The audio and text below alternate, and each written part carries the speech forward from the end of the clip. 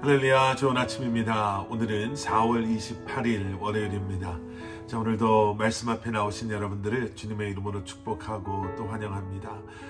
오늘뿐만 아니라 여러분 이번 한 주간도 말씀 묵상을 통해 주님을 더 깊이 알아가시고 또 말씀을 통해 우리에게 허락하시는 또 하나님의 우리를 향한 뜻하신 바 계획하신 일들을 우리가 순종하는 믿음으로 감당하며 살아가시는 여러분들 되시기를 기도하겠습니다. 오늘도 힘써 주님을 알아가는 그런 말씀 묵상의 시간이 되기를 소원합니다. 자, 오늘 우리에게 주시는 하나님의 말씀은 민수기 16장 1절부터 11절까지의 말씀입니다.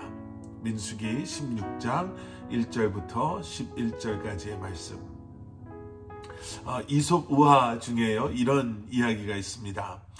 고기 한 덩이를 운 좋게 발견하고 물고 가던 개가 개울을 이렇게 건너가다가요, 개울에 비친 자기의 모습이 자기인 줄 모르고 자기를 쳐다보고 있는 또 다른 개로 착각을 하게 되죠. 그리고 그 개가 물고 있는 고기 덩어리를 빼앗으려고 아주 사납게 짖기 시작합니다. 입을 열고 짖었기 때문에 자기가 물고 있었던 고기 덩어리를 그 연못 개울에 빠뜨리고 말죠. 그리고 결국에는 욕심을 내다가 자기에게 있는 것마저도 잃어버렸다라는 어떻게 보면 탐욕 또는 시기심이 가지고 오는 또 그 결과가 얼마나 어리석은가를 보여주는 그러한 우화입니다. 오늘 본문에 보시면요, 자신에게 주어진 것에 만족하지 못했던 사람들의 이야기가 등장합니다. 본문 1절과 2절을 보시면 레위의 증손 고핫의 손자 이스할의 아들 고라라는 사람과 또 르우벤 지파 엘리압의 아들들인 다단과 아비람과 또 벨렛의 아들인 온이라는 사람이 모여서 모세에게 반기를 들고 일어났다라고 기록하고 있죠. 그리고 그들뿐만 아니라 이스라엘 자손 가운데 250명이 그들과 함께 했는데 이들은 총회에서 세움을 입은 회중의 지도자들로서 유명한 사람들이었다라고 기록하고 있음을 우리가 보게 됩니다. 자, 여러분, 여기에 등장하는 사람들이요, 250명의 한 대여섯 명이 더 포함된 이스라엘 자손 가운데 그 정도면 그렇게 많은 사람도 아닌데 그렇게 대단한 것이라고 생각할 수 있겠지만 2절 뒷부분에 나와 있는 것처럼 그들은 지도자들이었고요, 또 유명한 사람들이었습니다. 여기서 말하는 유명한 사람은 그저 많은 사람들에게 알려져 있는 사람들이다라는 의미뿐만 아니라 많은 사람들이 그들을 따랐다라는 의미로도 우리가 볼 수가 있죠. 그러니까 숫자적으로는 250명의 레위의 증손 그리고 엘리압의 아들들 몇 사람 더 정도로밖에 보이진 않지만 사실은 그들은 결코 만만한 사람들이 아니었습니다. 그런 사람들이 지금 모세와 아론에게 대항하는 거예요. 오늘 보면 3절 말씀. 그들은 모여 모세와 아론을 대항해서 말했습니다. 당신들은 너무 지나치다. 회중은 하나같이 거룩하고 여호와께서 그들과 함께 하신다. 그런데 왜 당신들이 여호와의 총회 위에 스스로를 높이느냐? 무슨 말을 하고 있습니까? 당신들이 그렇게 대단한 사람이라고 그럽니까? 우리가 다 거룩하지 않습니까? 하나님께서 우리 모두와 다 함께하고 계시지 않습니까? 그런데 왜 당신들이 우리 위해서 이래라 저래라 말합니까? 이렇게 얘기하는 거예요. 왜 내가 당신 말을 따라야 됩니까? 나도 알고 보면 유명한 사람인데 왜 내가 당신 위에 있으면 안 됩니까? 지금 이야기하는 거죠. 지금까지 이 모든 것은 사실 모세와 아론이 하고자 했던 일들이 아니죠. 하나님께서 말씀하신 일들을 모세와 아론이 행해왔습니다. 그래서 나중에 하나님께서는 그들에게 너희들이 이렇게 하는 것은 모세와 아론에게 대항하는 것이 아니라 나를 대적하는 것이다 라고 말씀하시죠. 그런데 우리는 모세가 이런 상황에서 어떻게 반응했는가를 한번 보려고 합니다.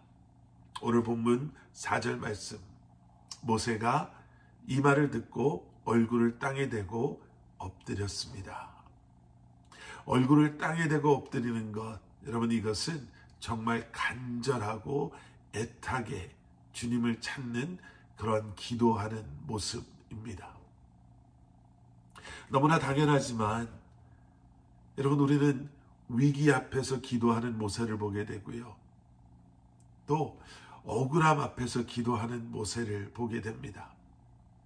문제 앞에서 땅에 얼굴을 대고 간절하게 여호와를 찾는, 주님의 이름을 부르는 그러한 모세의 기도. 여러분, 이 모습을 보면서 위기 앞에서, 또 억울한 상황 속에서, 또 문제 앞에서 과연 우리는 어떻게 해야 하는지를 다시 한번 생각해 보게 되죠. 기도하며 주님의 도우심을 간구하고, 나의 감정과 나의 생각대로 움직이는 것이 아니라 성령님의 인도하심에 우리의 삶을 맡길 수 있는 것. 하늘의 지혜로 다시 한번 하나님의 뜻 가운데 거하기 위해 애쓰는 그러한 믿음의 사람의 모습이 저와 여러분의 모습 될 수 있기를 소원합니다. 그리고 계속되어지는 말씀 9절에서요, 모세는 그 반란을 일으킨 사람들에게 이렇게 이야기합니다. 이스라엘의 하나님께서 너희를 다른 이스라엘 회중으로부터 따로 세워 그분 가까이 오게 하셨다. 그리고 너희를 여호와의 성막에서 일하게 하시고 회중 앞에서 서서 그들을 위해 섬기게 하신 것으로 충분하지 않느냐. 그들에게 모세가 이렇게 말하는 거예요. 충분하지 않냐? 그것으로 만족할 수 없냐?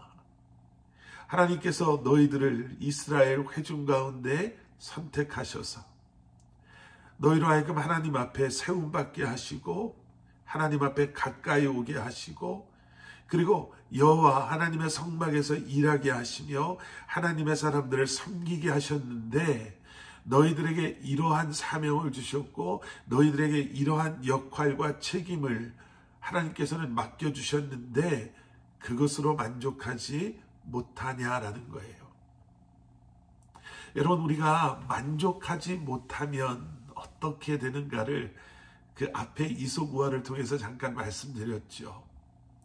내게 이미 허락하신 것마저도 잃어버리게 되는, 우리의 욕심과 탐욕에 더 높은 위치를 차지하고자 반란을 일으켰던 자들에게 하나님께서는 모세를 통해서 책망하시는 거지요. 왜냐하면 결국에는 11절에서 말하고 있는 것처럼 이러한 그들의 모습은 하나님의 일하심, 하나님께 대적하는 것이기 때문에 그렇습니다. 여러분, 우리 모두에게는요, 맡겨주신 귀한 사명이 있습니다. 교회에도 여러분, 목사뿐만 아니라 많은 분들의 섬김이 있기 때문에, 많은 분들이 헌신해 주시고 또 섬겨 주시기 때문에 그 자리에서 그 모든 일들을 감당해 주시기 때문에 교회가 하나님 앞에 나아갈 수 있는 줄 믿습니다. 그리고 그 안에서 우리의 마음이 하나가 되고, 우리에게 맡겨주신 것 안에서 우리가 만족하는 법을 배우고 감사하는 법을 배우고 우리의 최선을 다해서 우리에게 허락해 주신 그 일들을 감당할 때, 여러분, 하나님의 계획하신 일들은 그러한 하나님의 백성들을 통해, 교회를 통해 이 땅에서 이루어지게 되는 줄 믿습니다. 오늘 하루도 기도보다 앞서가지 마시고 내게 허락하신 것에 만족하시며 내게 주신 소명과 사명을 기쁨으로 또 충성된 모습으로 감당하며 살아가시는 여러분들 되시기를 우리 주님의 이름으로 축원합니다. 함께 기도하시겠습니다. 사랑의 아버지 하나님, 주님 감사합니다. 주님, 우리를 붙잡아 주시옵소서. 다시 한번 주님 안에서 만족하는 법을 배우게 하시고, 문제 앞에서 기도하는 법을 배우게 하시고, 우리에게 맡겨주신 일들을 충성되게 감당하며 살아가게 하셔서 하나님의 나라가 우리의 삶 가운데, 우리의 가정에, 우리의 교회에 임하는 놀라운 역사들이 일어나게 하여 주시옵소서. 새롭게 시작한 이번 이 한 주간도 말씀 묵상에 열심을 다하게 하시고 말씀을 통해 주님을 알아가게 하시며 주님을 닮아가게 하여 주시옵소서. 예수님 이름으로 기도드렸사옵나이다. 아멘.